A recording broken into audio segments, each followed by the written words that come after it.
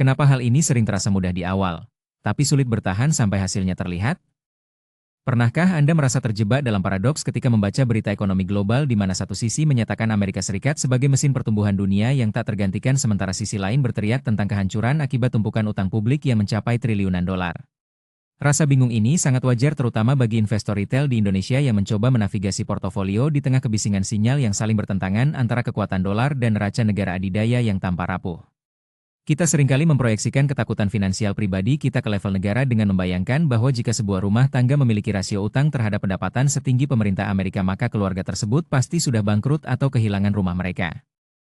Di akhir video ini, kamu akan tahu langkah konkret untuk ketika perekonomian nomor satu dunia hidup bersama utang publik. Kalau pola ini mulai terlihat, kamu bisa memperbaikinya dari bagian yang paling dekat dengan hidupmu. Utang publik Amerika Serikat bukanlah liabilitas pasif seperti kartu kredit atau hipotek melainkan sebuah instrumen strategis geopolitik yang justru memperkuat hegemoni dolar alih-alih melemahkannya. Untuk memahami mengapa Amerika Serikat tidak runtuh di bawah beban utang yang sama seperti negara berkembang, kita harus melihat data historis yang sering diabaikan oleh narasi panik saat ini. Segera setelah Perang Dunia Kedua berakhir, rasio utang terhadap produk domestik bruto Amerika Serikat menyentuh angka 119% yang secara teknis lebih tinggi dari kondisi hari ini, namun periode tersebut justru menjadi awal dari era kemakmuran terbesar dalam sejarah modern. Hal ini terjadi bukan karena utang itu hilang secara ajaib tetapi karena dolar telah dikukuhkan sebagai mata uang cadangan dunia melalui kesepakatan Bretton Woods yang menciptakan permintaan struktural tanpa henti terhadap surat utang Amerika. Mekanisme ini bersifat memperkuat diri sendiri di mana semakin banyak utang yang diterbitkan semakin banyak pula aset aman yang tersedia bagi bank sentral dan institusi keuangan global untuk disimpan yang pada gilirannya menekan biaya pinjaman tetap rendah meskipun volume utang terus membengkak. Privilese mata uang cadangan inilah yang membedakan Amerika dari Argentina atau Turki yang tidak bisa meminjam dalam mata uang mereka sendiri sehingga setiap kenaikan utang langsung memicu krisis nilai tukar dan inflasi tak terkendali. Banyak orang berargumen bahwa kali ini berbeda dan privilese tersebut akan segera runtuh namun bukti empiris menunjukkan ketahanan sistem yang luar biasa bahkan di saat kepercayaan seharusnya goyah. Ketika lembaga pemeringkat Standard & Poor's menurunkan peringkat kredit Amerika Serikat pada tahun 2011 yang seharusnya menjadi sinyal bahaya fatal, pasar obligasi justru bereaksi dengan membeli lebih banyak surat utang pemerintah sehingga imbal hasil turun drastis alih-alih naik. Fenomena paradoks ini membuktikan bahwa dalam arsitektur keuangan global saat ini tidak ada alternatif yang menawarkan kedalaman likuiditas dan keamanan hukum setara dengan Treasury Amerika Serikat meskipun fundamental fiskalnya sedang dipertanyakan. Upaya dedolarisasi oleh blok BRICS sejauh ini gagal memberikan pengganti yang kredibel karena tidak ada negara lain yang bersedia menjalankan defisit perdagangan masif demi menyediakan likuiditas bagi seluruh dunia. Risiko sejati bagi investor bukanlah default mendadak yang sensasional melainkan erosi kepercayaan yang terjadi secara perlahan dan tak kasat mata selama beberapa dekade yang mengubah daya beli dolar secara bertahap tanpa ledakan krisis yang jelas. Lalu bagaimana seorang investor berusia 30-an di Jakarta harus menerjemahkan realitas makroekonomi yang kompleks ini menjadi keputusan alokasi aset yang konkret tanpa terjebak dalam kelumpuhan analisis atau spekulasi berlebihan? Langkah pertama yang wajib dilakukan adalah memisahkan eksposur portofolio Anda berdasarkan fungsi mata uang bukan sekadar geografis lokasi aset. Jangan menganggap semua aset berdenominasi rupiah sebagai lindung nilai alami terhadap pelemahan dolar karena banyak emiten Indonesia yang memiliki struktur biaya impor tinggi sehingga justru menderita ketika dolar menguat akibat kebijakan moneter Amerika. Sebaliknya, identifikasi perusahaan ekspor komoditas atau manufaktur berbasis sumber daya lokal yang mendapatkan pendapatan dalam dolar namun memiliki basis biaya dalam rupiah karena merekalah yang secara matematis diuntungkan oleh siklus utang Amerika yang menjaga dolar tetap kuat. Alokasikan porsi signifikan portofolio ekuitas Anda ke sektor ini sebagai penyeimbang alami terhadap volatilitas nilai tukar alih-alih hanya mengandalkan obligasi pemerintah atau deposito yang imbal hasilnya seringkali tergerus oleh selisih inflasi real.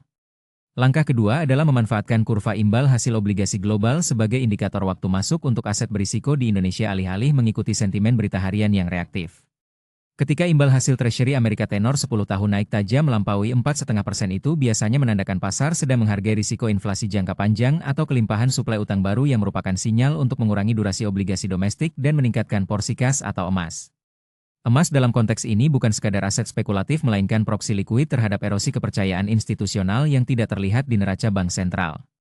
Sebaliknya, ketika imbal hasil Treasury turun karena bank sentral asing kembali mengakumulasi utang Amerika sebagai cadangan devisa, itu adalah jendela kesempatan untuk menambah eksposur ekuitas Indonesia yang sensitif terhadap aliran modal asing.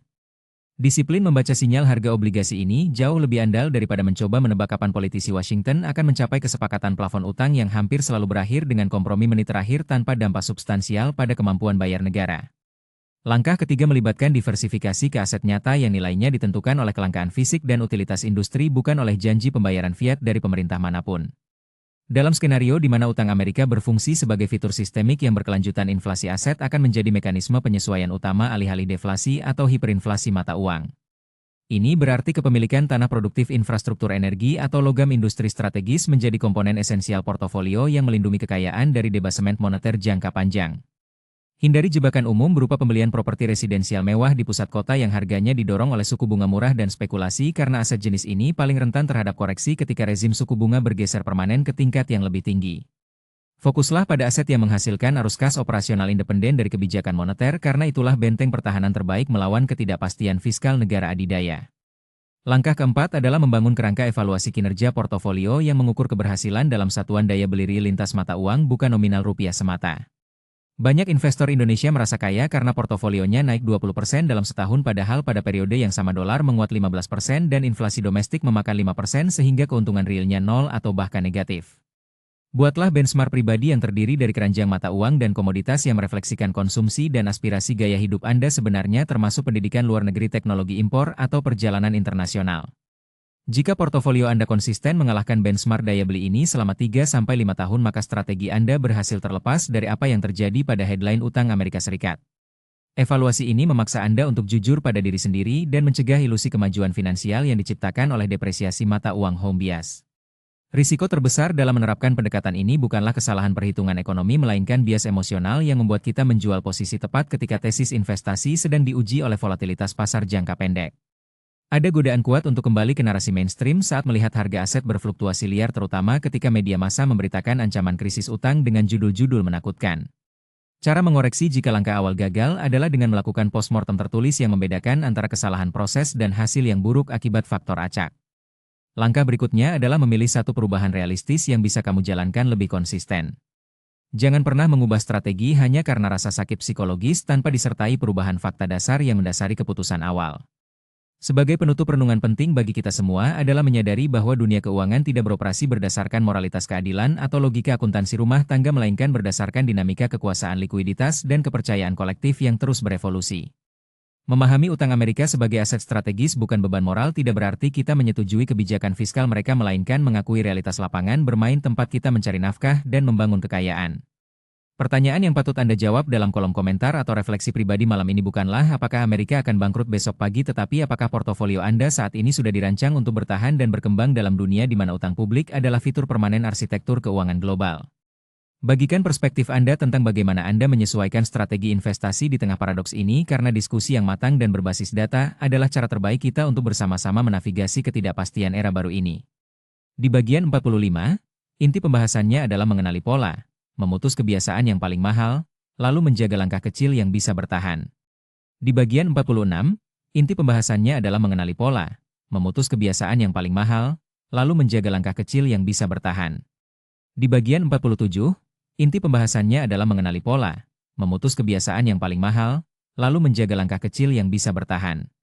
Di bagian 48, inti pembahasannya adalah mengenali pola, memutus kebiasaan yang paling mahal, lalu menjaga langkah kecil yang bisa bertahan.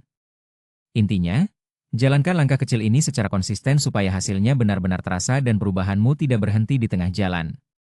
Kalau video ini ngebantu, subscribe sekarang, tekan like, tulis pendapatmu di kolom komentar, dan share ke temanmu biar makin banyak yang terbantu.